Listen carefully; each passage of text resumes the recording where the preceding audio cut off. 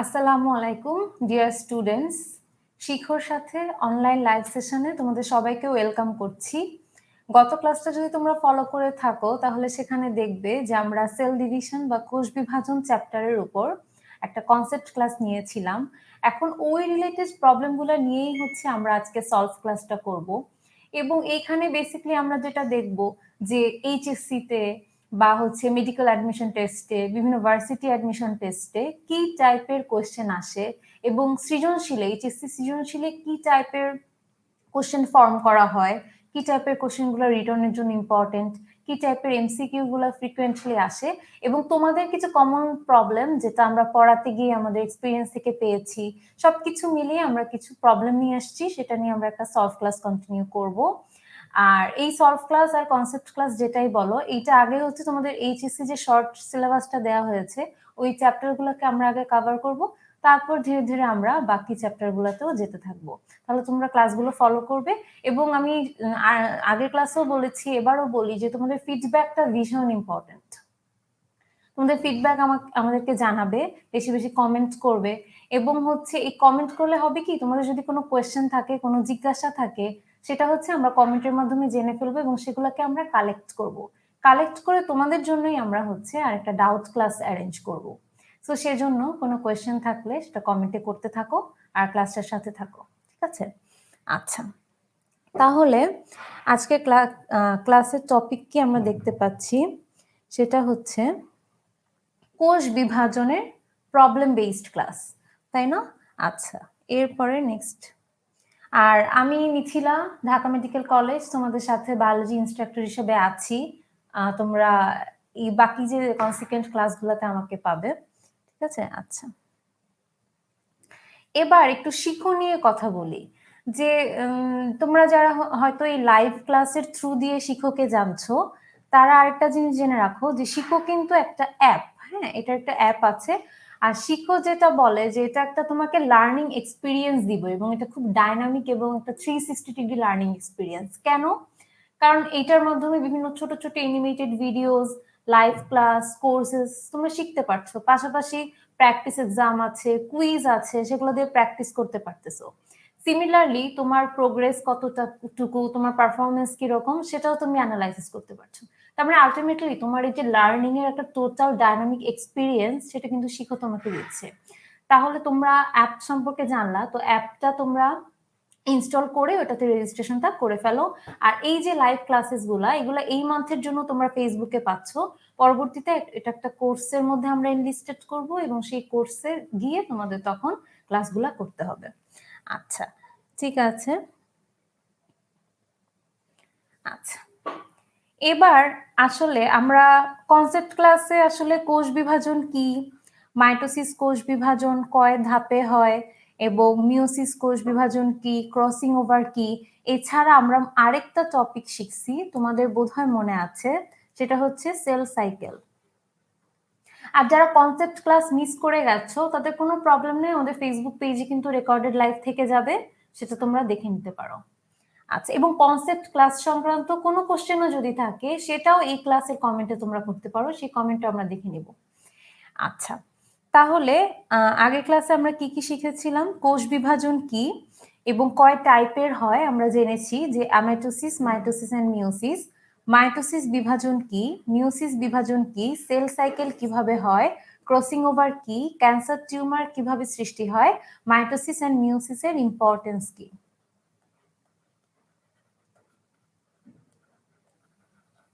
ঠিক আছে, এইটা হচ্ছে আমরা গত ক্লাসে দেখেছিলাম। এবার আমরা এই রিলেটেড প্রবলেমগুলোতে চলে যাব।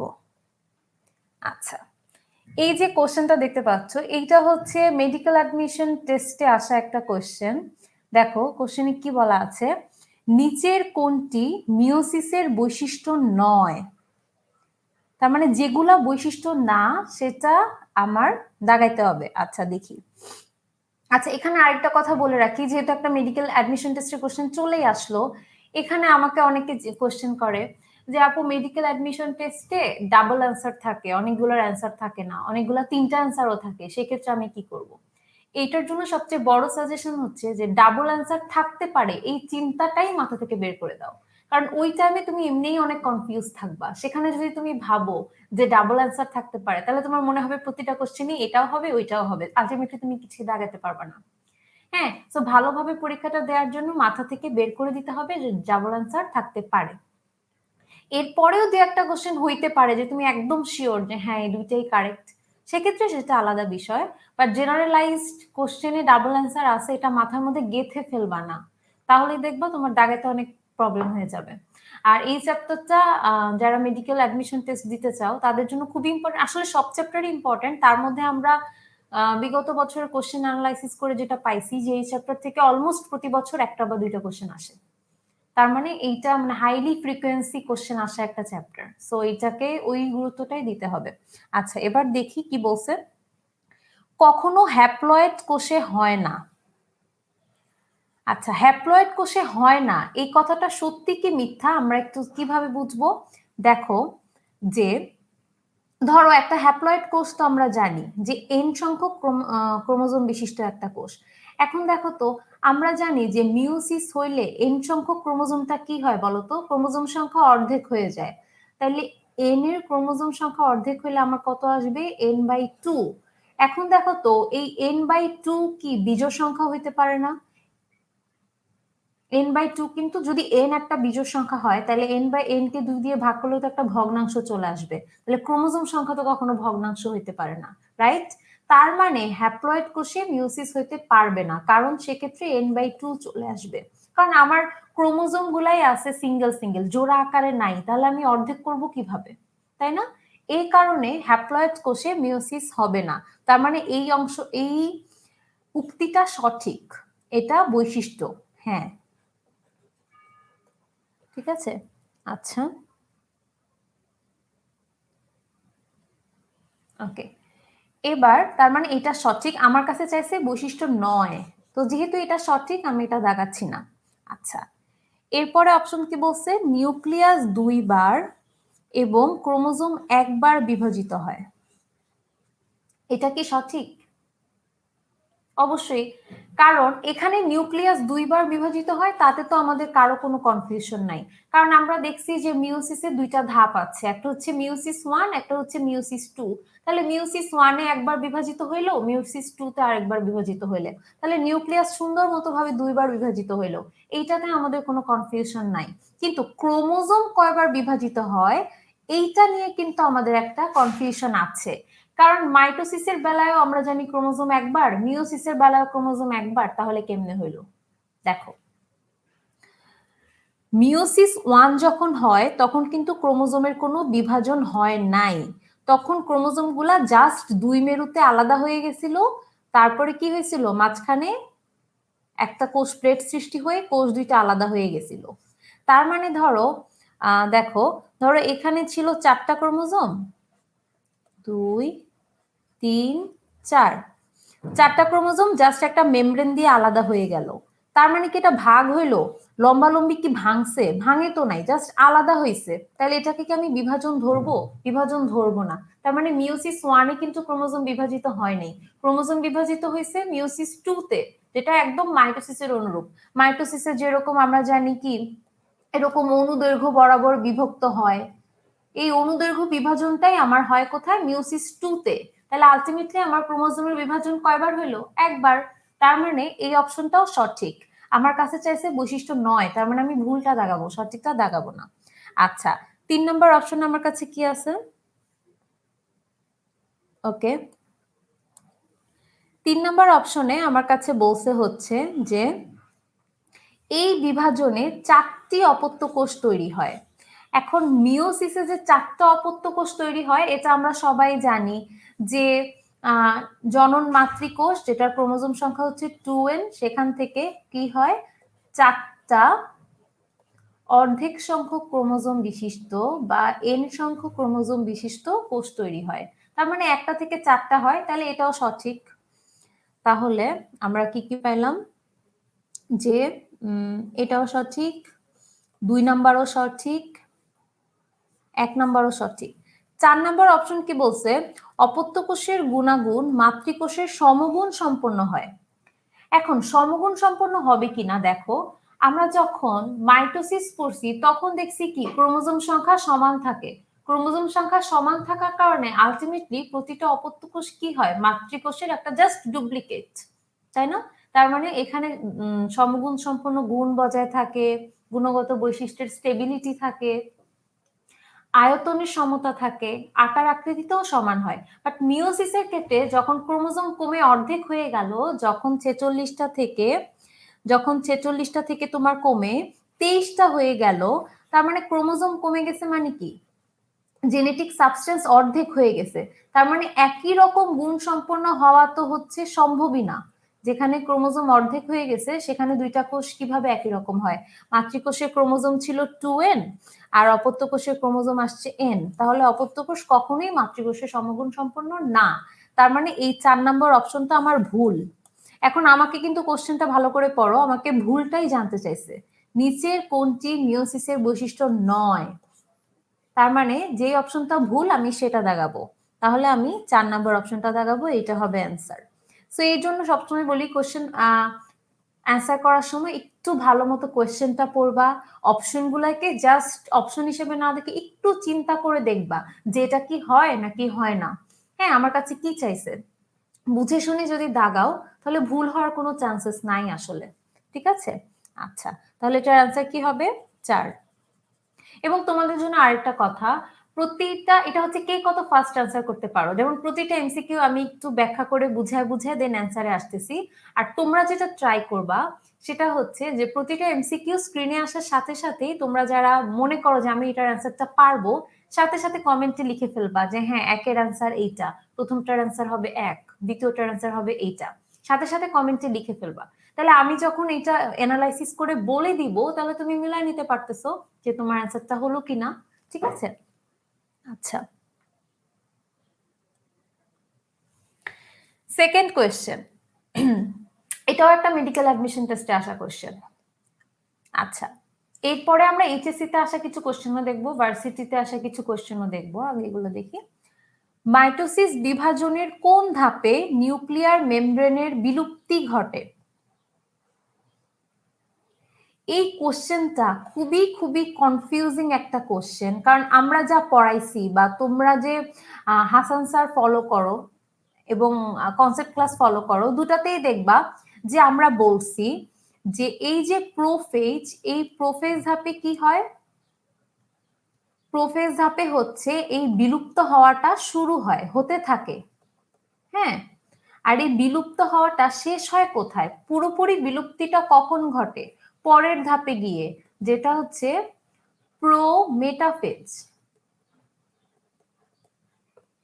প্রোমেটাফেজে গিয়ে এই বিলুপ্তিটা সম্পূর্ণ হয়। তাহলে বিলুপ্তি আমার শুরু হয়েছে প্রোফেজে, শেষ হয়েছে প্রোমেটাফেজে। তাহলে এখন আমার অ্যান্সারটা যদি আমি খুব বেশি স্পেসিফিক্যালি চিন্তা করি তাহলে প্রোমেটাফেজ হওয়া উচিত। বাট তুমি দেখো এই কোশ্চেনে প্রোমেটাফেজ অপশনই ছিল না।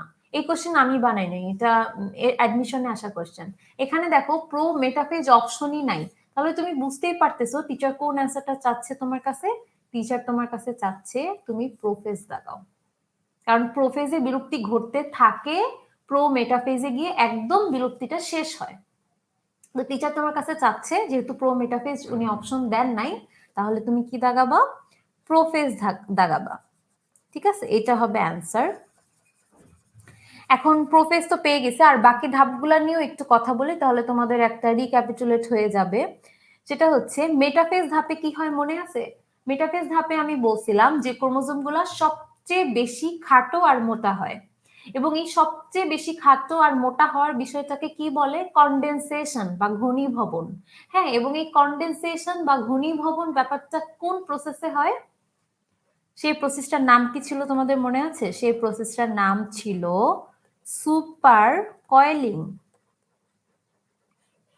সুপার কয়েলিং প্রসেসের মাধ্যমে ক্রোমোজোমের কনডেনসেশন হয়, এবং এই কনডেনসেশন হওয়ার কারণে ক্রোমোজোমগুলি কি হয়? সবচেয়ে বেশি খাটো আর মোটা দেখায়। ঠিক আছে, আচ্ছা,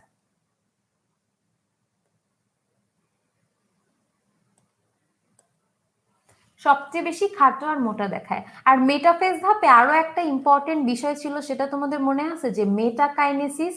মেটাকাইনেসিস কি?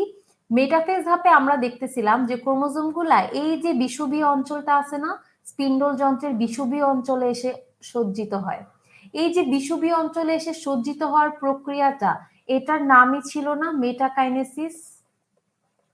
তাইলে মেটাকাইনেসিস কোন ধাপে হয় এটাও কিন্তু এমসিকিউতে আসে। তাহলে কি দাগাবা? মেটাফেজ ধাপে হয়। তাহলে মেটাফেজ ধাপ থেকে কি কি বললাম? যে মেটাফেজ ধাপে ক্রোমোজোমগুলো সবচেয়ে বেশি খাটো আর মোটা হয় তার কন্ডেনসেশনের জন্য। কন্ডেনসেশন প্রসেসটাকে বলা হয় সুপার কয়েলিং। আর এই যে বিষুবীয় অঞ্চলে এসে সজ্জিত হচ্ছে এই জিনিসটাকে বলা হচ্ছে কি? মেটাকাইনেসিস। ঠিক আছে? আচ্ছা, এরপরে দেখো অ্যানাফেজ। অ্যানাফেজ ধাপ সম্পর্কে আমরা কি কি জানছিলাম? যে অ্যানা কথাটার মানে হচ্ছে গতি, গতি পর্যায়। এটাকে কেন গতি পর্যায় বলতেছি? কারণ মেটাফেজের একদম শেষ দিকে কি হয় জানো? এই যে দেখো ক্রোমোজোমের মধ্যে এই যে দেখো সেন্ট্রোমিয়ারটা ছিল, দেখতে পাচ্ছ? এই সেন্ট্রোমিয়ারটা কি হয়? লম্বালম্বি দুই ভাগে ভাগ হয়ে যায়। সেন্ট্রোমিয়ারটা লম্বালম্বি দুই ভাগে ভাগ হয়ে গেলে একটা ক্রোমোজোম থেকে কি তৈরি হয়? একটা ক্রোমোজোম থেকে তখন দুইটা অপত্য ক্রোমোজোম তৈরি হয় এবং এই অপত্য ক্রোমোজোমগুলা তখন কি করে? এই যে দেখো স্পিন্ডল যন্ত্রের বিষুবীয় অঞ্চল থেকে মেরুর দিকে যাত্রা করে। এই যে গতিপ্রাপ্ত হয় এই গতির জন্যই কিন্তু এই পর্যায়টাকে কি বলা হচ্ছে? অ্যানাফেজ পর্যায়। আচ্ছা, এবং অ্যানাফেজ পর্যায়ে আমরা আরেকটা ইম্পর্টেন্ট জিনিস জানছি যে অপত্য ক্রোমোজোমগুলা শেপ ভি হতে পারে, এল হতে পারে, জে হতে পারে, আই হতে পারে। সেক্ষেত্রে এক একটার এক এক রকম নাম ছিল, যেমন metacentric, submetacentric, acrocentric and telocentric. ঠিক আছে, এগুলো মাথায় রাখো কারণ পরবর্তী কোশ্চেন সলভে এটা কাজে লাগবে। আচ্ছা, এবার আসো টেলোফেজ ধাপ নিয়ে কিছু বলি, তাই না? আচ্ছা, এই টেলোফেজ ধাপটা হচ্ছে এক্স্যাক্টলি প্রোফেজ ধাপের উল্টা। তাহলে আমরা আগে যা যা জানছি যে প্রোফেজ ধাপে কি হয়েছিল? প্রোফেজ ধাপে হচ্ছে নিউক্লিয়াস আকারে বড় হয়েছিল, ক্রোমোজোম ডিহাইড্রেটেড হয়েছিল, পানি বিয়োজন হচ্ছিল, ক্রোমোজোম সংকুচিত হয়ে খাটো মোটা হচ্ছিল, ক্রোমোজোমের পিগমেন্টেশন বা রং ধারণ ক্ষমতা অনেক বেড়ে যাচ্ছিল। টেলোফেজে একদম উল্টা কাহিনীটা হবে। সেটা হচ্ছে কি? পানি গ্রহণ করবে, হাইড্রেশন করবে, জলযোজন হবে, আবার আগের মতো পাতলা এবং হচ্ছে লম্বা হয়ে এটা প্যাঁচায় যেতে থাকবে এবং আবার পুনরায় একটা নিউক্লিওলাস, নিউক্লিয়ার মেমব্রেন চলে আসবে, দুইটা অপত্য নিউক্লিয়াস সৃষ্টি হবে। তার মানে এক্স্যাক্টলি প্রোফেজে যা যা হয়েছিল তার উল্টা উল্টা ঘটনাটা টেলোফেজ বা শেষ পর্যায়ে ঘটবে। ঠিক আছে? আচ্ছা, তাহলে এই কোশ্চেনটা কি ছিল যে মাইটোসিস বিভাজনের কোন ধাপে নিউক্লিয়ার মেমব্রেনের বিলুপ্তি ঘটে? তাহলে এটার আনসার কি হবে? প্রোফেজ দাগাবা। ঠিক আছে, ওকে। তাহলে আমরা দেখি আমাদের নেক্সট কোশ্চেন কি। মেটাকাইনেসিস কোন ধাপে হয়? একটু আগে আমি হচ্ছে মেটাফেজ ধাপ পড়াইতে গিয়ে তোমাদেরকে বলছিলাম যে মেটাকাইনেসিস কোন ধাপে হয়। তাহলে এটা তোমরা অলরেডি জেনেই গেছো যে মেটাফেজ হয় হচ্ছে মেটা। আচ্ছা, এটা অ্যান্সার বলার আগে তোমরা সাথে সাথে কমেন্ট করো তো। চারটা অপশন দেখো, 1 2 3 4। জাস্ট তোমরা কিভাবে কমেন্ট করবা জানো? মেটাকাইনেসিস কথাটা লিখে অপশন লিখবা ব্র্যাকেটে 1 or 2 3 4, এটা লিখে কমেন্ট করে দাও, চেক করব। আচ্ছা, তার মানে মেটাকাইনেসিস কোথায় হয়? মেটাফেজ ধাপে হয়। তাহলে বাকি যে অপশনগুলো আছে সেগুলাতে কি কি হয় আমরা একটু দেখি। প্রোফেজে কি কি হয় আমরা একটু আগেই দেখছি যে প্রোফেজ হচ্ছে মাইটোসিস মিওসিস দুইটার জন্যই প্রথম পর্যায়ে, এটাকে আদি পর্যায় বলা হয় এবং প্রোফেজ হচ্ছে কি? সবচেয়ে দীর্ঘস্থায়ী পর্যায়। প্রোফেজ হচ্ছে নিউক্লিয়াস আকারে বড় হয়, ক্রোমোজোমগুলা পানি বিয়োজন করতে থাকে, ডিহাইড্রেটেড হয়ে সংকুচিত হয়ে খাটো মোটা হইতে থাকে, অনেক বেশি পিগমেন্ট ধারণ করতে পারে তখন, আর মাইক্রোস্কোপের নিচে তখন সেগুলোকে দেখা যেতে থাকে। আর প্রোফেজ যখন শেষের দিকে তখন হচ্ছে নিউক্লিয়ার মেমব্রেন আর নিউক্লিওলাসে বিলুপ্তি ঘটতে থাকে। তাহলে প্রোফেজ সম্পর্কে এগুলো আমরা জেনে গেছি। এখন দেখি আমার বাকি দুইটা অপশন কেন হলো না, ওগুলোতে কি কি হইতো। আচ্ছা, ঠিক আছে।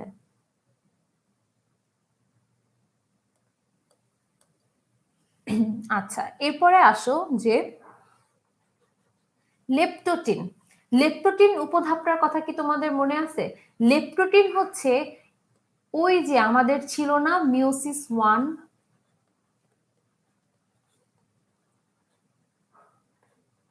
মিওসিস 1 এর মধ্যে আবার কি ছিল, প্রোফেজ 1, ঠিক আছে।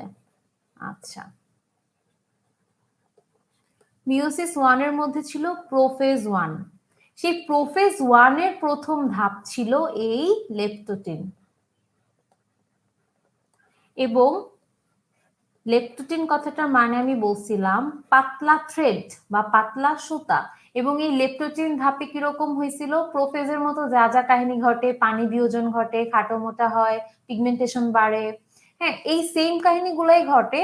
তবে একটা এক্সট্রা কাহিনী ছিল, সেটা হচ্ছে যে প্রাণীকোষের বেলায় কি দেখছিলাম আমরা, প্রাণীকোষের বেলায় আমরা দেখছিলাম পোলারাইজড বিন্যাস, তাই না, পোলারাইজড বিন্যাস ঘটে। কিরকম সেটা, সেটা হচ্ছে এই যে তোমার ক্রোমোজোম গুলা, সেগুলো হচ্ছে ফুলের তোড়া বা ফ্লাওয়ার বুকের মতো সজ্জিত হতে থাকে।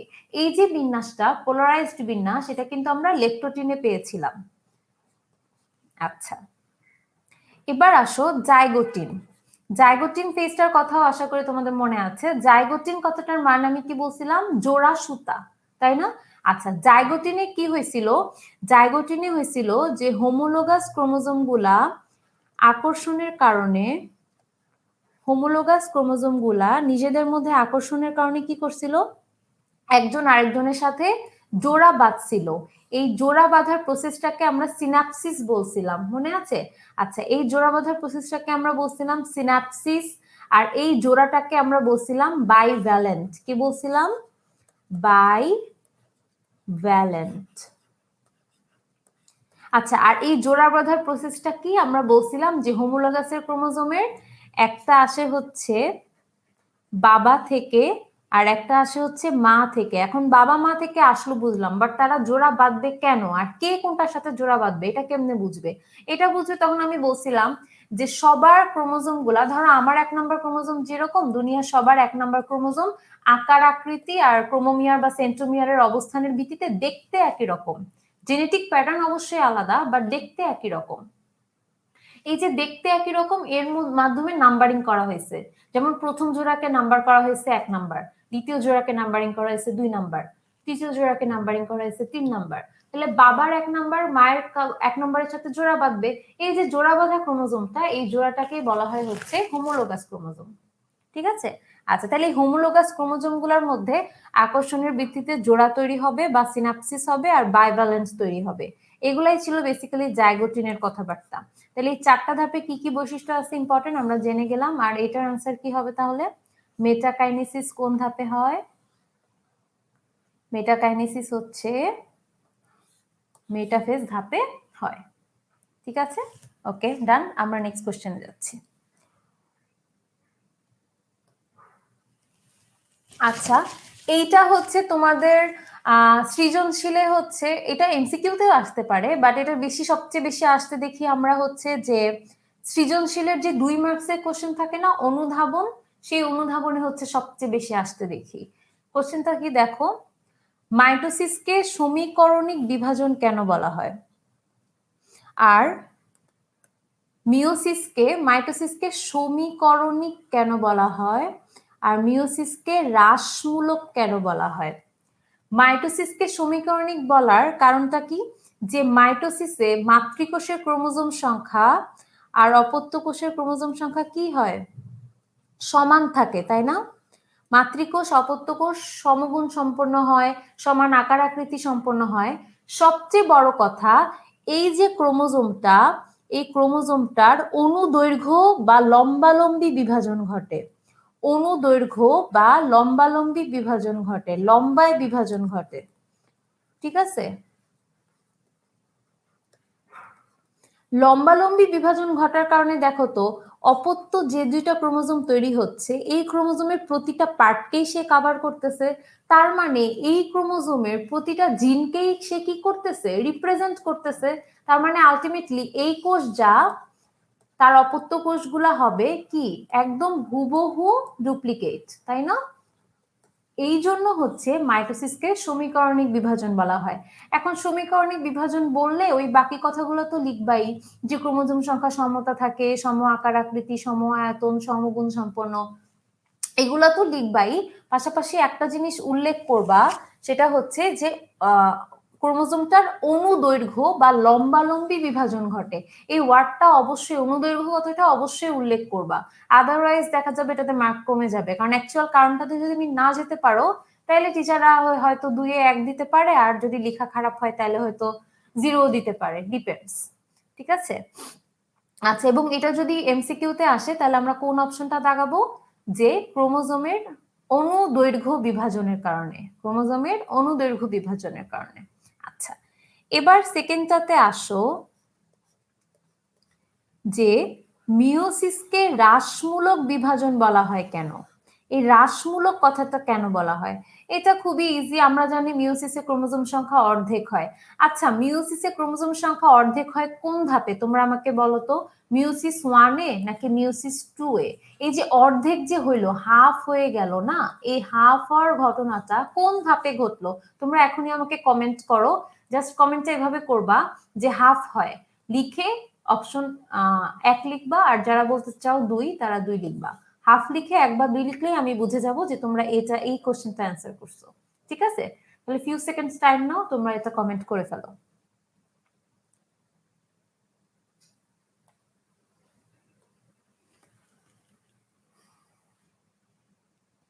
ওকে, এবার আমি বলে দিই, দেখো। আচ্ছা, তাহলে মিওসিস 1-এ কি হয়েছিল? মিওসিস 1-এ কিন্তু ক্রোমোজোমের কোনো বিভাজন হয় নাই, জাস্ট ক্রোমোজোমগুলা আলাদা হয়ে 2 মেরুতে অবস্থান করছিল, তাদের মাঝখানে একটা মেমব্রেন চলে আসছিল, 2টা কোষ আলাদা হয়ে গেছিল। কিন্তু ক্রোমোজোম কি লম্বালম্বি 2 ভাগে ভাগ হয়েছিল? হয় নাই। তার মানে ক্রোমোজোম সংখ্যা অর্ধেক হয়েছিল কখন? মিওসিস 1-এ। আর মিওসিস 2 তো আমরা জানি মাইটোসিসের অনুরূপ। মিওসিস 2 আর মাইটোসিস তো একই রকম সমীকরণিক। তাহলে মিওসিস 2 তে কি ক্রোমোজোম সংখ্যা অর্ধেক হবে? হবে না, কারণ মাইটোসিসে তো ক্রোমোজোম সংখ্যা অর্ধেক হয় না। তাহলে মিওসিস 2 তেও হবে না। তার মানে ক্রোমোজোম সংখ্যা অর্ধেক হয় তো মিওসিসে, অবভিয়াসলি। কোন মিওসিসে? মিওসিস 1-এ। ঠিক আছে? আচ্ছা, এখানে আরেকটা কথা বলে রাখি, যে এই যে মিওসিস 1 আর মিওসিস 2, এই 1 আর 2 এর মাঝখানের যে পর্যায়টা, এই পর্যায়টাকে কি বলে জানো? এই পর্যায়টাকে বলে ইন্টারকাইনেসিস।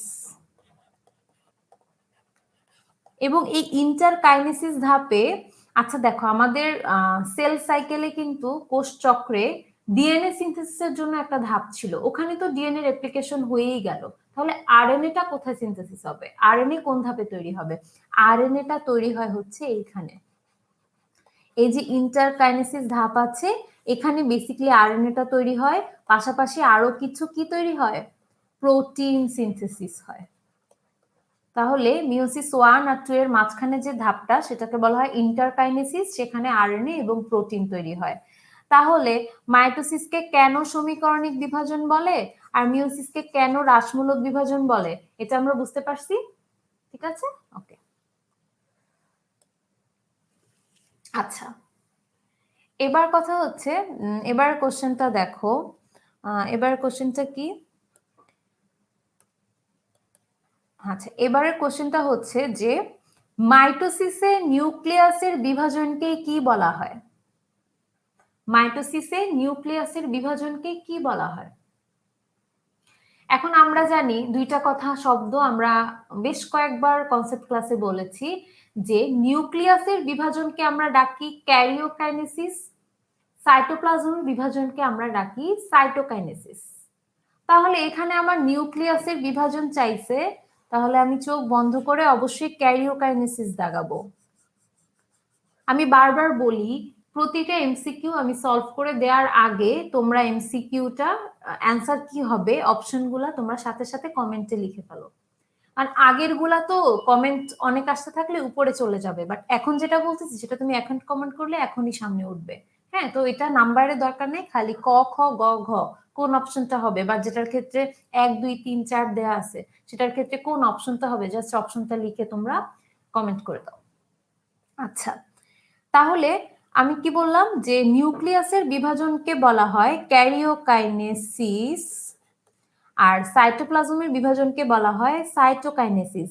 এবং এইখানে আমি আরেকটা কথা বলেছিলাম, আবার বলি, যে কোনো একটা কোষে যদি এরকম হয় যে ক্যারিওকাইনেসিস বারবার হচ্ছে, মানে বারবার নিউক্লিয়াস ভাগ হচ্ছে, কিন্তু হচ্ছে কোনো কি হচ্ছে না, সাইটোপ্লাজমের কোনো ভাগ হচ্ছে না, সেক্ষেত্রে এই ঘটনাটাকে কি বলে? এই ঘটনাটাকে বলে হচ্ছে ফ্রি নিউক্লিয়ার ডিভিশন বা মুক্ত নিউক্লিয়ার বিভাজন। এবং প্রায় আরেকটা এমসিকিউ আসে যে নিচের কোনটি মুক্ত নিউক্লিয়ার বিভাজনের এক্সাম্পল? তাহলে আমি বলছিলাম এটা খুব ভালো মতো মনে রাখবা, এবং এই ক্লাসটা করার সময় তোমাদের সামনে যদি বই থেকে থাকে তাহলে এখনই হাতে পেন নিয়ে বা হাইলাইটার নিয়ে বইয়ে দাগায় ফেলো। সেটা হচ্ছে যে মুক্ত নিউক্লিয়ার ডিভিশনের এক্সাম্পল আমরা পাই ডাবের পানিতে। হ্যাঁ, আর মুক্ত নিউক্লিয়ার ডিভিশন যখন ঘটবে তখন দেখো তো একটা কোষে সাইটোপ্লাজম তো ভাগ হচ্ছে না, বাট নিউক্লিয়াস ভাগ হচ্ছে। তার মানে একই কোষে অনেক নিউক্লিয়াস, এইরকম একটা দশা পাচ্ছি। এই দশাটাকে আমি বলছিলাম যে উদ্ভিদের ক্ষেত্রে কি ডাকা হয়? সিনোসাইট। আর প্রাণীর ক্ষেত্রে কি ডাকা হয়? প্লাজমোডিয়াম। ঠিক আছে, এরকম সিনোসাইটিক নিউক্লিয়াসের এক্সাম্পল অনেকগুলি আছে, যেমন বচেরিয়া, বট্রিডিয়াম, হ্যাঁ, পেনিসিলিন। তো এই টাইপের জিনিসগুলাতে এই সিনোসাইটিক নিউক্লিয়াসটা পাওয়া যায়। আরেকবার বলি, এই সিনোসাইটটা কি? যে নিউক্লিয়াসে, যেই কোষে, যেই সেলে একাধিক নিউক্লিয়াস থাকে সেই সেলটাকে আমরা বলতেছি সিনোসাইট। এবং এই সিনোসাইটটা কিসের ফলশ্রুতি? এই সিনোসাইটটা হচ্ছে মুক্ত নিউক্লিয়ার বিভাজনের ফলশ্রুতি। হ্যাঁ, এবং মুক্ত নিউক্লিয়াস ডিভিশনের সবচেয়ে ভালো এক্সাম্পল হচ্ছে ডাবের পানি। খুব বেশি এমসিকিউতে আসে এটা।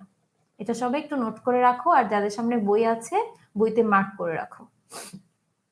আচ্ছা, এবং হচ্ছে চাইলে কমেন্টেও লিখতে পারো, কমেন্টে লিখলে তোমাদের বেটার মনে থাকবে। আচ্ছা, এবার আসো তাহলে আমরা ক্যারিওকাইনেসিস আর সাইটোকাইনেসিস নিয়ে কথা বলে ফেলছি। আচ্ছা, তো সাইটোকাইনেসিস নিয়ে আরেকটু কথা বলি। সেটা হচ্ছে উদ্ভিদ কোষের ক্ষেত্রে দেখো যে টেলোফেজ পর্যায়ে তো দুইটা নতুন অপত্য নিউক্লিয়াস তৈরি হয়েই গেল, তাই না? টেলোফেজের ক্ষেত্রে কি হলো? দুইটা অপত্য নিউক্লিয়াস কিন্তু সৃষ্টি হয়েই গেল। এরপরে এখানে মাঝখানে একটা কোষ প্লেট তৈরি হয়, সেটা ধীরে ধীরে কোষ প্রাচীরে কনভার্ট হয়। এই কোষ প্লেটটা কি থেকে তৈরি হয়? এন্ডোপ্লাজমিক রেটিকুলাম বা হচ্ছে গলজি বডি থেকে আসা ফ্র্যাগমোজোম বা ফ্র্যাগমোপ্লাস্ট নামক জিনিস দিয়ে এখানে একটা মেমব্রেনের মতো তৈরি হয়। এবং এইটার উপরে পরবর্তীতে হেমিসেলুলোজ জমে, তার পরবর্তীতে সেলুলোজ, লিগনিন, পেকটিন, সুবেরিন, এগুলা জমতে জমতে আলটিমেটলি একটা কোষ প্রাচীর তৈরি হয়ে যায়। সো আলটিমেটলি কোষ দুইটা আলাদা হয়ে যায়। তার মানে উদ্ভিদ কোষে সাইটোকাইনেসিসটা এভাবেই হয়। আর প্রাণী কোষের ক্ষেত্রে তাহলে সাইটোকাইনেসিসটা কিভাবে হয়? ধরো এই একটা অপত্য নিউক্লিয়াস, এই একটা অপত্য নিউক্লিয়াস, যেটা হচ্ছে টেলোফেজ পর্যায়ে তৈরি হয়েছিল। ঠিক আছে? আচ্ছা, এখন কি হবে? এই যে প্রাণী কোষের যেই কোষ ঝিল্লিটা আছে সেটা দেখো এরকম ভিতরের দিকে ঢুকে যেতে থাকবে, এবং ভিতরের দিকে ঢুকতে ঢুকতে এটা আরো খাঁজটা গভীর হয়ে, দেখো তো একসময় দুইটা খাঁজ যখন একটা একসাথে সাথে লেগে যাবে তখন দেখো তো কোষ দুইটা আলাদা হয়ে গেল না? আলাদা হয়ে গেল। এই জিনিসটাই হচ্ছে প্রাণী কোষের ক্ষেত্রে সাইটোকাইনেসিস। তাহলে ক্যারিওকাইনেসিস অ্যান্সার হবে, এটা আমরা জেনে গেছি। সাইটোকাইনেসিস কি সেটা জানছি। অ্যামাইটোসিস, ডায়াকাইনেসিস, বাকি দুটো অপশন নিয়েও কথা বলি। যে অ্যামাইটোসিস কখন হয়, কার হয়? এটা আমরা জানি যে অ্যামাইটোসিস হয় হচ্ছে নর্মালি আদিকোষ। আদিকোষ নর্মালি অ্যামাইটোসিস করে। যেমন ব্যাকটেরিয়ার ক্ষেত্রে আমরা জানি যে ব্যাকটেরিয়া কি করে? বাইনারি ফিশন বা দ্বিবিভাজন করে, তাই না? এই যে ব্যাকটেরিয়ার বাইনারি ফিশন বা দ্বিবিভাজন, এটাও কিন্তু অ্যামাইটোসিসের মতো সিমিলার প্রসেস। আচ্ছা, এখন কথা হচ্ছে এছাড়া আদিকোষে অ্যামাইটোসিস হয়, কিন্তু কিছু কিছু প্রকৃত কোষী, যেমন ইস্ট একটা ছত্রাক, আর ছত্রাক তো আমরা জানি প্রকৃত কোষী। স্টিল ইস্টের মধ্যে কি হবে? অ্যামাইটোসিস হবে। তার মানে এক কোষিতও হইতে পারে। ইস্ট হচ্ছে প্রকৃত কোষী, কিন্তু সে এককোষী বিধায় তার মধ্যে আমরা অ্যামাইটোসিস দেখি। এবং পরবর্তীতে আমরা যখন ওই শৈবাল ছত্রাক চ্যাপ্টারে যাব তখন দেখব যে ইস্টের মেইন প্রজননের প্রক্রিয়া হচ্ছে বার্ডিং বা মুকুল উদ্গম। এটা আগে একটু বলে রাখতেছি, পারলে মাথায় রাখো, আমরা যখন ওই চ্যাপ্টারে যাব এই জিনিসগুলো খুব ভালো মতো তখন দেখতে পাবা। ঠিক আছে? আচ্ছা, আর অ্যামাইটোসিস তো একদম প্রত্যক্ষ বিভাজন বলা হয়, কারণ কোনো কাহিনী নেই, জাস্ট একটা সেল থাকবে, তারপর কি হবে, এই যে প্লাজমা মেমব্রেনটা ভিতরের দিকে খাঁজ হয়ে ঢুকে গিয়ে জাস্ট একদম ডিরেক্টলি কোষটাকে দুই ভাগে ভাগ করে ফেলবে। দ্যাটস ওয়াই অ্যামাইটোসিসকে কি বলা হয়, প্রত্যক্ষ কোষ বিভাজন। ঠিক আছে, আচ্ছা এবার আসো ডায়াকাইনেসিস। ডায়াকাইনেসিসের কথা তোমাদের আশা করি মনে আছে, সেটা হচ্ছে মিওসিস 1 এর মধ্যে যে প্রোফেজ 1 ছিল না, সেই প্রোফেজ 1 এর একদম লাস্ট পর্যায়ে কিন্তু ছিল ডায়াকাইনেসিস। এবং এই ডায়াকাইনেসিসের ক্ষেত্রে আমরা দেখছি যে টার্মিনালাইজেশন বা প্রান্তীয়করণ তখনও চলতে থাকে। আর এই ক্ষেত্রে কি হয় যে ক্রোমাটিড গুলাকে তখন তুমি আলাদা আলাদা করে দেখতে পাবা না, মানে আমরা জানি যে বাইভ্যালেন্টের মধ্যে টেট্রাড দেখা যায়। টেট্রাড মানে কি, যে চারটা হচ্ছে ক্রোমাটিড যুক্ত একটা অবস্থা। ডায়াকাইনেসিসের বেলা এটা আর তোমরা দেখতে পাবা না, মানে যদি দেখো মাইক্রোস্কোপের নিচে। কেন দেখতে পাওয়া যাবে না, কারণ সেটা হচ্ছে ম্যাট্রিক্স বা ধাত্র জমা হয়ে জিনিসটাকে একদম ক্লিয়ারলি আর বোঝা যায় না তখন। আচ্ছা, তাহলে কোশ্চেনটা ছিল মাইটোসিসে নিউক্লিয়াসের বিভাজনকে কি বলা হয়? এটার অ্যান্সার কি হবে? নিউক্লিয়াসের বিভাজন যেহেতু, অ্যান্সার হবে ক্যারিওকাইনেসিস। আচ্ছা,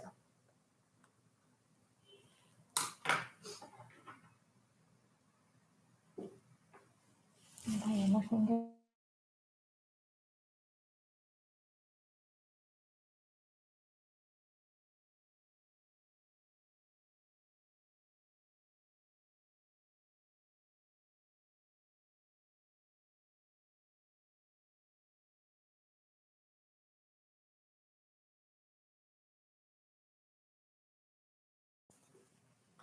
ওকে ভাইয়া, ডান।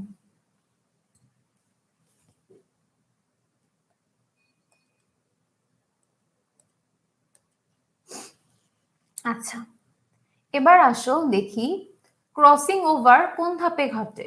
ক্রসিং ওভার কোন ধাপে ঘটে? লেপ্টোটিন ধাপে কি ঘটে? লেপ্টোটিন ধাপে একটা ইম্পর্টেন্ট ঘটনা ঘটে, সেটা হচ্ছে পোলারাইজড বিন্যাস। জাইগোটিন ধাপে হচ্ছে বাইভ্যালেন্ট তৈরি হয় সিনাপসিস হওয়ার মাধ্যমে। ডায়াকাইনেসিসে কি হয়? ডায়াকাইনেসিসে হচ্ছে প্রান্তীয়করণও চলতে থাকে, ক্রোমোজোমের উপর ধাত্র জমা হয়, নিউক্লিয়ার মেমব্রেন আর নিউক্লিওলাসের একদম সম্পূর্ণ বিলুপ্তি ঘটে। আর প্যাকার্টিন ধাপে কি কি হয়? টেট্রাড তৈরি হয়, কায়াজমা তৈরি হয় এবং ক্রসিং ওভার হয়। তাহলে এটা খুব বেশি আসা একটা কোশ্চেন, ক্রসিং ওভার কোন ধাপে ঘটে? ঠিক আছে, ক্রসিং ওভার কোন ধাপে ঘটে, এটা খুব বেশি ফ্রিকোয়েন্টলি আসা একটা কোশ্চেন। তাহলে এটার অ্যান্সার কি হবে? প্যাকাইটিন ধাপে ঘটে। আচ্ছা,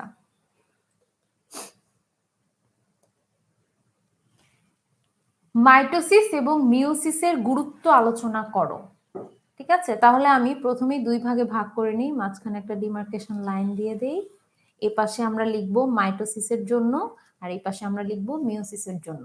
এখন মাইটোসিসের জন্য তোমাদেরকে একটা ছন্দ শিখাই, এটা মনে রাখতে সুবিধা হবে।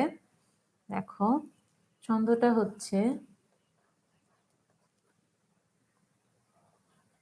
দেব, জনি, নিপুর, ক্ষতি, গুলো,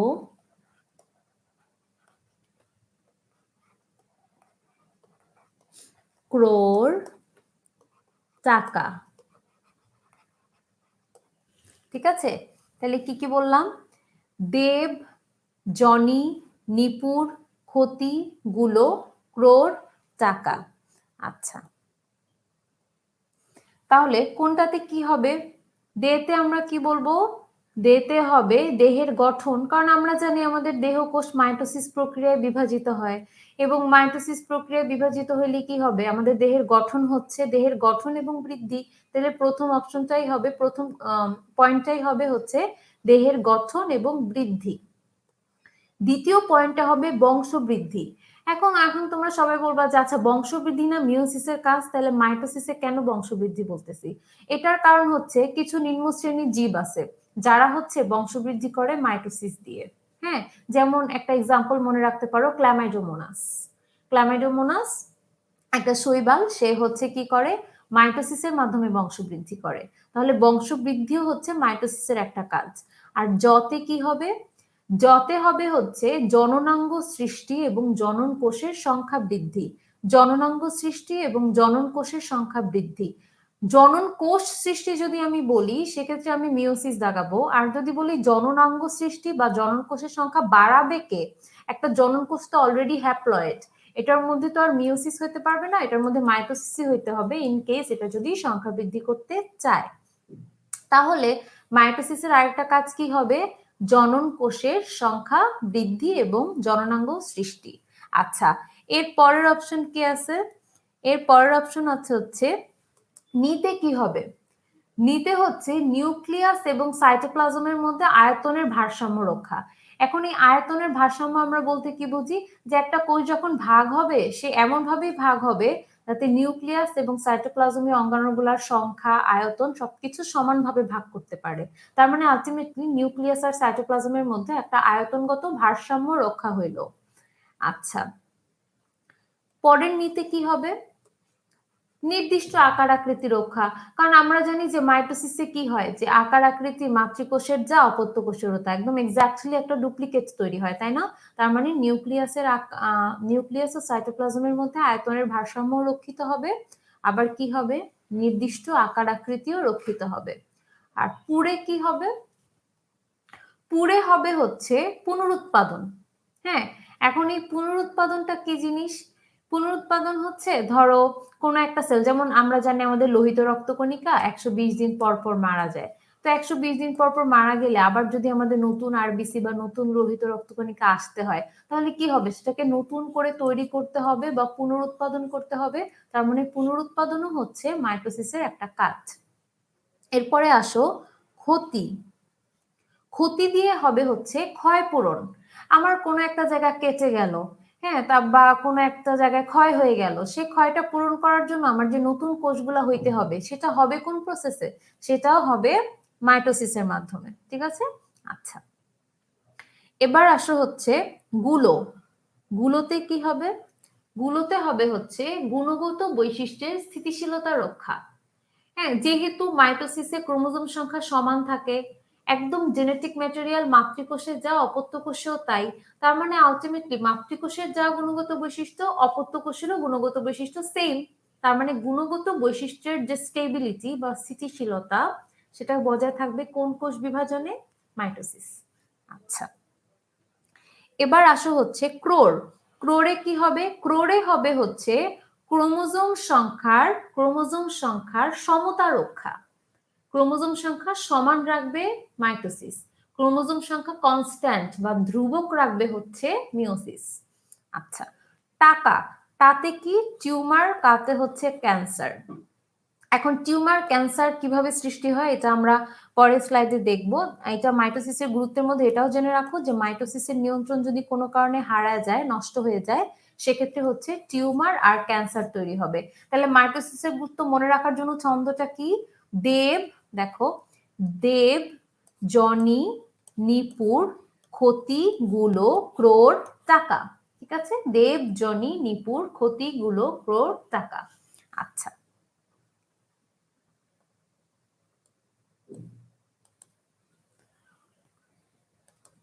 ওকে, তাহলে এবার আসো যে মিওসিসের গুরুত্ব কি আলোচনা করি। তাহলে মিওসিসের গুরুত্ব আলোচনার জন্য আগে ছন্দটা লিখে ফেলি। এটার ছন্দটা হবে হচ্ছে অভি প্রজাতির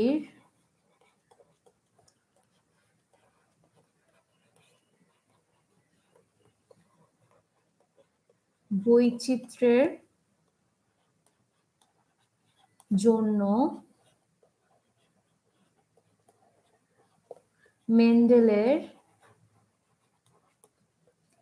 কাছে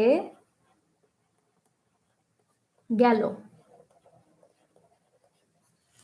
আচ্ছা, অভি প্রজাতির বৈচিত্র্যের জন্য মেন্ডেলের কাছে গেল।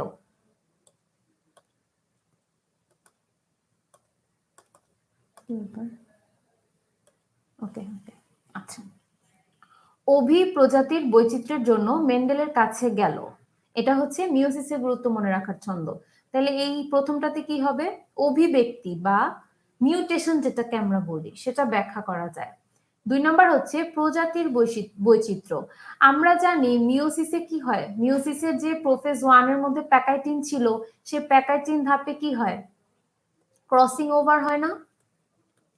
এই ক্রসিং ওভার হওয়ার কারণে কি হয়, জিনগত পরিবর্তন সাধিত হয়, সে কারণে বৈশিষ্ট্যের পরিবর্তন আসে, আলটিমেটলি বৈশিষ্ট্যের মধ্যে প্রজাতির বৈশিষ্ট্যে বৈচিত্র্য আসে।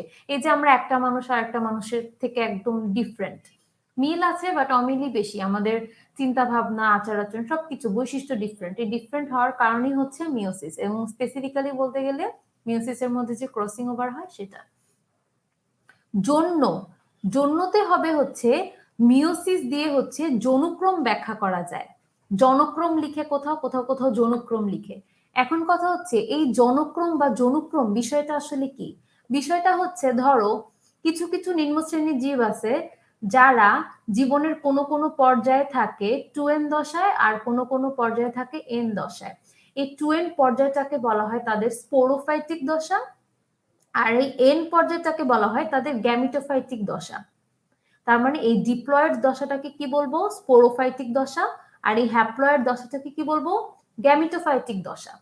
তার মানে কোনো একটা জীবের জীবন চক্রে এরকম স্পোরোফাইটিক এবং গ্যামিটোফাইটিক দশা অথবা ডিপ্লয়েড এবং হ্যাপ্লয়েড দশার যে পর্যায়ক্রমিক আবর্তন, এই পর্যায়ক্রমিক আবর্তনটাকে বলা হয় যৌনক্রম।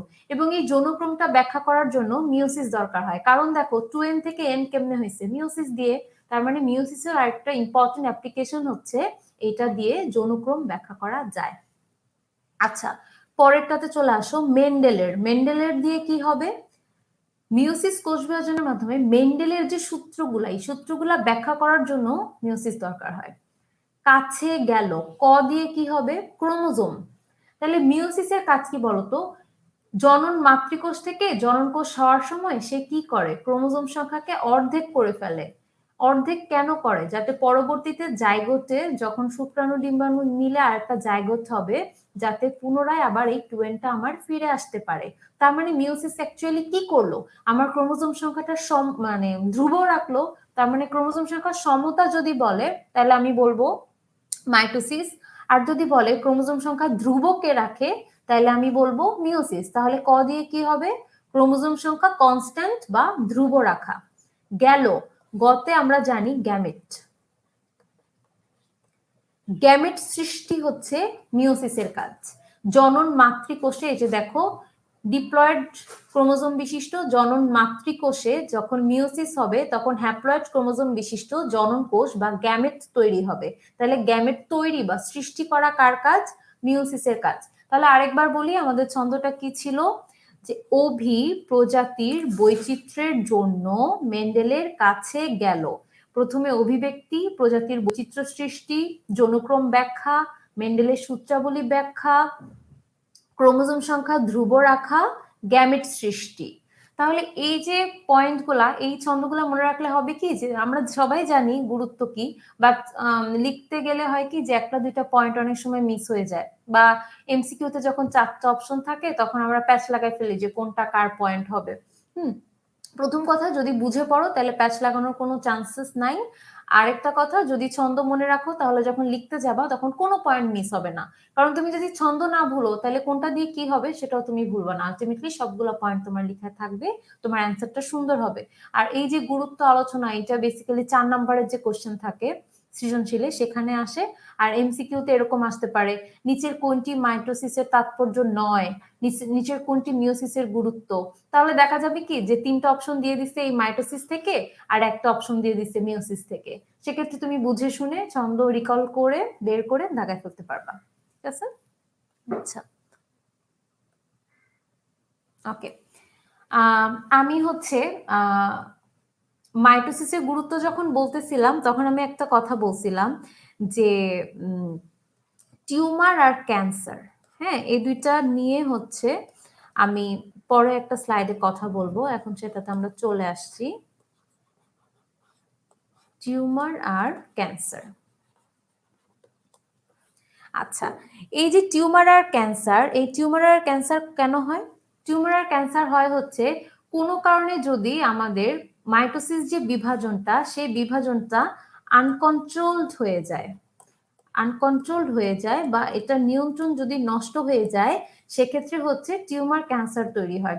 এবং আমরা জানি এই যে টোটাল একটা কোষ চক্র বিভাজন হইতে শুরু করে সবকিছুকে নিয়ন্ত্রণ করে হচ্ছে সাইক্লিন নামক একটা যৌগ, এবং এটার সাথে যে এনজাইম আছে সাইক্লিন ডিপেন্ডেন্ট কাইনেজ।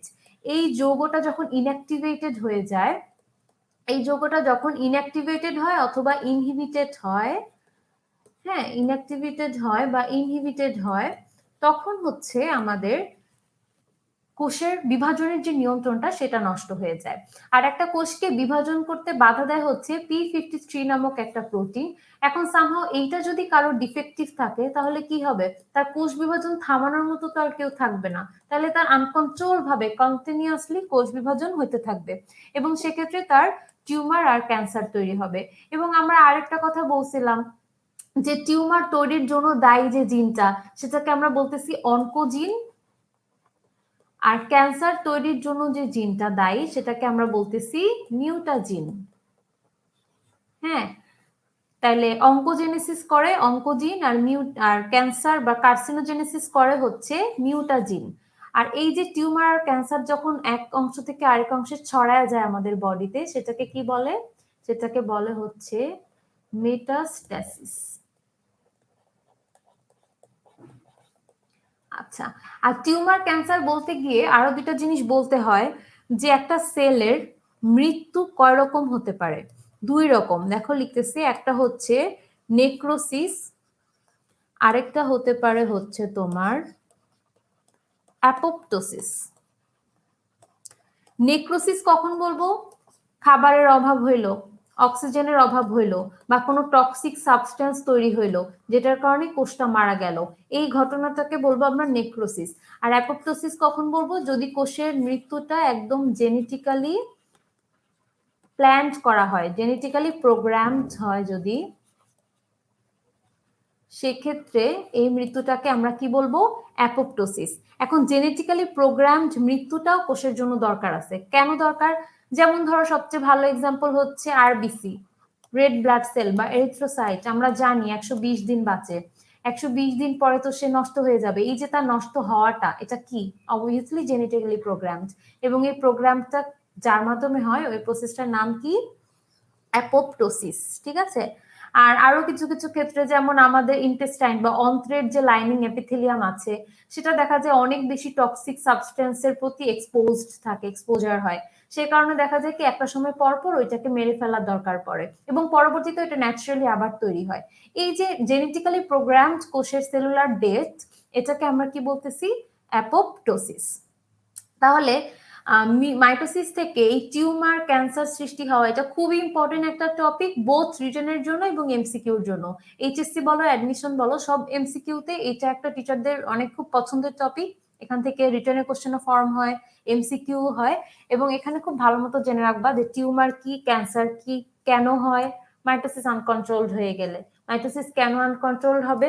যদি এই যে সাইক্লিন সিডিকে যে কমপ্লেক্সটা সেটা ইনঅ্যাক্টিভ বা ইনহিবিটেড হয়, যদি P53 যে প্রোটিনটা সেটা ডিফেক্টিভ হয়, এবং ধারণা করা হয় যে টিউমার ক্যান্সার কোষের হয় কোনো গ্রোথ ফ্যাক্টর লাগে না গ্রোথ হইতে, আদারওয়াইজ সে নিজেই নিজের গ্রোথ ফ্যাক্টর তৈরি করে নেয়। এক্স্যাক্টলি কোনটা হয় এটা এখনো হাইপোথেটিক্যাল আছে, এটা আমরা এক্স্যাক্টলি জানি না। আমরা ধারণা করি হয় তার কোনো গ্রোথ ফ্যাক্টর লাগে না, আর যদি লাগে তাহলে সে নিজেই নিজে তৈরি করে নেয়। এই জন্য এটা হচ্ছে মানে কি বলবো, আনকন্ট্রোলের বাইরে চলে যায়। তখন তখন দেখা যায় আমরা রেডিওথেরাপিতে যাই, কেমোথেরাপিতে যাই। আর টিউমার যদি নন কার্সিনোজেনিক হয় আমরা অপারেশন করে ফালা দেওয়ার ট্রাই করি, অনেক রকম প্রসেসে চলে যাই। এবং টিউমার আর ক্যান্সার সৃষ্টি হচ্ছে কি হচ্ছে না, হ্যাঁ টিউমার আর ক্যান্সার সৃষ্টি হচ্ছে কি হচ্ছে না, কি ব্যাপার? আচ্ছা, এটা রেসপন্স করতে, আচ্ছা, টিউমার আর ক্যান্সার তৈরি হচ্ছে কি হচ্ছে না এইটা বোঝার জন্য আমাদের একটা জিনিস দরকার হয়, সেটা হচ্ছে মাইটোটিক ইন্ডেক্স। মাইটোটিক ইন্ডেক্স দিয়ে আমরা কি দেখি? যে কয়টা কোষ মাইটোসিস বিভাজনরত অবস্থায় আছে, আর সেলে টোটাল কয়টা কোষ, মানে একটু দেহে টোটাল কয়টা কোষ আছে। এবং আমরা সবাই জানি যে 100 ট্রিলিয়ন বা 10^14টার মতো cell average on an average আমাদের বডিতে আছে। তাহলে টোটাল কোষ সংখ্যা যদি নিচে বসাই আর মানে বিভাজনরত কোষ সংখ্যা যদি আমি উপরে বসাই, তাহলে যে রেশিওটা পাবো সেটাই হবে মাইটোটিক ইন্ডেক্স। এবং এটা একটা প্যারামিটার বোঝানোর জন্য যে আমার বডিতে অনিয়ন্ত্রিত মাইটোসিস আছে কিনা। ঠিক আছে, তাহলে আজকে আমরা কি কি দেখলাম সেটা হচ্ছে যে টিউমার ক্যান্সার কেন সৃষ্টি হয়, অ্যাপোপ্টোসিস নেক্রোসিস কি, মাইটোটিক ইন্ডেক্স কি, জেনেটিক্যালি প্রোগ্রামড ডেথ কোনটা, টিউমার ক্যান্সার কেন হয়, এটার চিকিৎসা কি হতে পারে। এর আগে আমরা মাইটোসিস আর মিওসিসের গুরুত্ব ছন্দের মাধ্যমে দেখছি, যে একটা ছন্দ ছিল দেব জনি নিপুর ক্ষতিগুলো ক্রোড় টাকা, মিওসিসের জন্য ছন্দ ছিল অভি প্রজাতির বৈচিত্র্যের জন্য মেন্ডেলের কাছে গেল। আচ্ছা, এরপর আমরা কিছু এমসিকিউ দেখলাম, ক্রসিং ওভার কই ঘটে, এগুলো আসলে অপশনেরও দরকার নেই, এত ভালোভাবে পড়বা যাতে কোশ্চেন দেখেই তুমি বুঝে ফেলতে পারো যে এটা কোন ধাপে ঘটে। আর কিছু কিছু কোশ্চেন আছে যে কোনটি নয়, কোনটি সত্য নয়, সেই ক্ষেত্রে তোমার অপশন লাগতে পারে, বাট এই টাইপের কোশ্চেনে অপশন লাগা যাবে না। নিউক্লিয়াসের বিভাজনকে কি বলে, ক্যারিওকাইনেসিস, এটা তো অপশন লাগা উচিত না। আচ্ছা, সমীকরণিক কেন বলা হয়, হ্রাসমূলক কেন বলা হয়, একটাতে অনুদৈর্ঘ্য বিভাজন হয়, একটাতে ক্রোমোজোম সংখ্যা অর্ধেক হয়, তাই না? আচ্ছা, মেটাকাইনেসিস কোন ধাপে হয়, মেটাফেজ ধাপে হয়। আচ্ছা, মাইটোসিসের কোন ধাপে নিউক্লিয়ার মেমব্রেনের বিলুপ্তি ঘটে, প্রোফেজ। আচ্ছা, নিচের কোনটি মিওসিসের বৈশিষ্ট্য না, এই টাইপের। আচ্ছা,